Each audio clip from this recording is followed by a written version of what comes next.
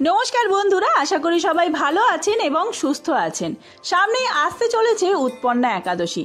এই উৎপন্না একাদশী অঘ্রাণ মাসের কৃষ্ণপক্ষের একাদশী তিথি। তবে এই বছর তা কার্তিক মাসে পড়েছে। তবে কার্তিক মাসে পড়লেও তা কবে পালন করবেন সেই নিয়ে ধোঁয়াশা সৃষ্টি হয়েছে।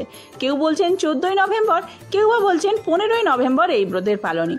তাই চলুন বন্ধুরা, আজকের ভিডিওতে আমরা জেনে নেব 2025 সালে উৎপন্না একাদশী তিথি কবে পালন করবেন, পঞ্জিকা অনুসারে সঠিক সময়সূচি কি রয়েছে, একাদশী তিথি কখন শুরু হচ্ছে কখন শেষ হচ্ছে, পালনের সঠিক সময়সূচি কি রয়েছে সমস্ত দেশের জন্যই, এই ব্রত পালনের নিয়ম কি রয়েছে, কি খাবেন কি খাবেন না এই দিন, কি করবেন কি কি নিষেধ। আর যেহেতু এই তিথিতে বিষ্ণুর জন্ম হয়েছিল, তাই বিষ্ণুর পুজো বাড়িতে আপনারা কিভাবে করবেন সেটিও জেনে নেব।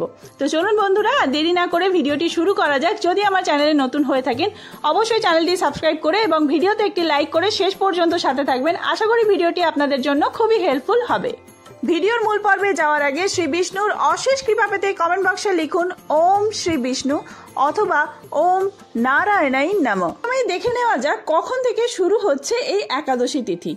14ই নভেম্বর 27শে কার্তিক শুক্রবার রাত্রি 3:45 থেকে শুরু হচ্ছে এই একাদশী তিথি।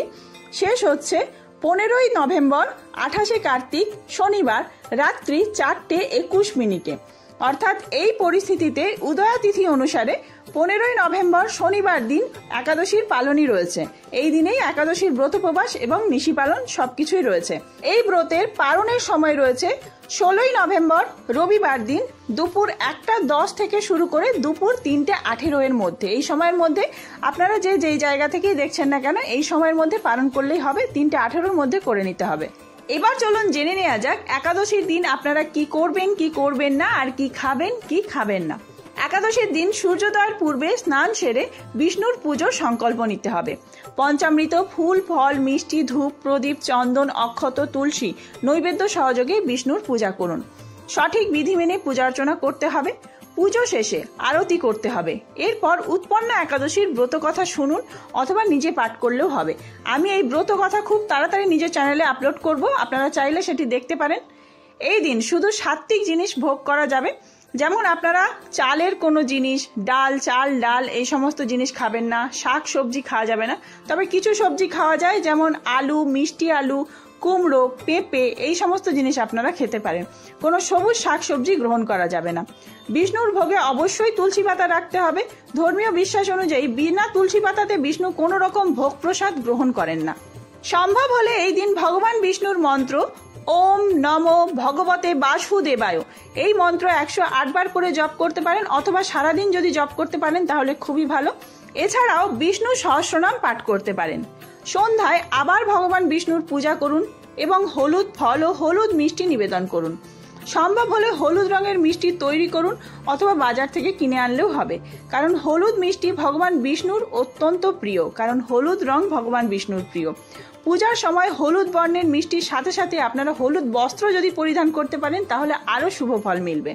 পরের দিন পালনের সময়সূচি অনুযায়ী আপনারা উপবাস ভঙ্গ করে তারপরে ব্রাহ্মণদের অন্ন প্রদান করুন। এছাড়াও গরিব দুঃখীদেরও আপনারা অন্ন, বস্ত্র, খাদ্য এই সমস্ত দান করতে পারেন।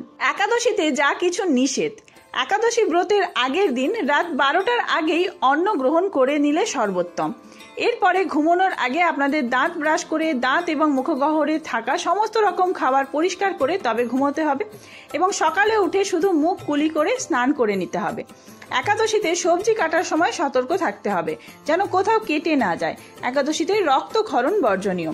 দাঁত ব্রাশ করার সময় অনেকের রক্তক্ষরণ হয়ে থাকে, তাই জন্য দাঁত ব্রাশ করাও বারণ করা হচ্ছে। আপনারা যদি ব্রাশ না ইউজ করেন হাত দিয়ে দাঁত ব্রাশ করতে পারেন। একাদশীতে চলমান একাদশীর মাহাত্ম্য ভক্তরা শুনতে পারেন। যদি কারোর মুখ থেকে শ্রবণ করেন সেটাও হবে, অথবা নিজে পাঠ করলেও হবে। আমি এই একাদশীর মাহাত্ম্য কথা খুব তাড়াতাড়ি চ্যানেলে আপলোড করব। যারা একাদশীতে একাদশীর প্রসাদ রান্না করবেন তারা লক্ষ্য রাখবেন কোনোভাবেই 5 ফোড়ন যেন না দেওয়া হয়ে যায়। 5 ফোড়নে সরিষার তৈল এবং তিল থাকে, যা এই একাদশীতে বর্জনীয়। একাদশীতে কোনো রকম প্রসাধনী সামগ্রী শরীরে মাখা নিষিদ্ধ। এছাড়াও সাবান, শ্যাম্পু, তেল এই সমস্ত সুগন্ধি জাতীয় জিনিসও ব্যবহার করা যাবে না। শেভিং করা, চুল কাটা, নখ কাটা এই সমস্ত নিষিদ্ধ। শীতে যে কোনো ধরনের রবি শস্য জাতীয় খাবার বা দানা শস্য জাতীয় খাবার নিষিদ্ধ। চাল, ডাল এই সমস্ত জিনিস তো কোনোভাবেই খাওয়া যাবে না। এছাড়াও সরিষার তৈলও খাওয়া যাবে না। তাই জন্য আপনারা যদি কোনো খাবার রান্না করেন, যেমন শাকসবজি রান্না করেন, সেক্ষেত্রে শাকসবজির ক্ষেত্রে সবুজ শাকসবজি নিষিদ্ধ। আলু, মিষ্টি আলু, কুমড়ো, পেঁপে এই সমস্ত সেদ্ধ করে খেতে পারেন, তবে তেল ব্যবহার করা যাবে না। সৈন্ধব লবণ ব্যবহার করতে পারেন, নর্মাল যে লবণ আপনারা অন্যদিন খেয়ে থাকেন সেই লবণও ব্যবহার করা যাবে না। এই সমস্ত সবজি সেদ্ধ করে খেতে পারেন, বা সবজির পায়েস বানিয়ে খাওয়া যায়, গাজরের পায়েস, গাজরের হালুয়া বা পেঁপের পায়েস, আলুর পায়েস এই সমস্ত বানিয়ে অনেকে খেয়ে থাকেন। এছাড়াও ফলমূল, দুধ এই সমস্ত গ্রহণ করতে পারবেন, বা দুধের তৈরি যে কোনো জিনিস, দই, পনির গ্রহণ করা যাবে। তো বন্ধুরা, ভিডিওতে যদি কোনো ভুল ত্রুটি হয়ে থাকে কমেন্ট করে জানাবেন, আর আপনাদের যদি কোনো কিছু জানার থাকে সেটিও কমেন্ট করতে পারেন। আমি আশা করি সেটি জেনে থাকলে অবশ্যই প্রশ্নের উত্তর দেব। খুব তাড়াতাড়ি নতুন ভিডিও নিয়ে আসছি। এই একাদশীর ব্রত মাহাত্ম্য কথা যদি শুনতে চান, চ্যানেলটি সাবস্ক্রাইব করে সাথে থাকবেন। আর এই ভিডিওটি হেল্পফুল হয়ে থাকলে বন্ধুর মধ্যে অনেক অনেক বেশি শেয়ার করবেন। ধন্যবাদ।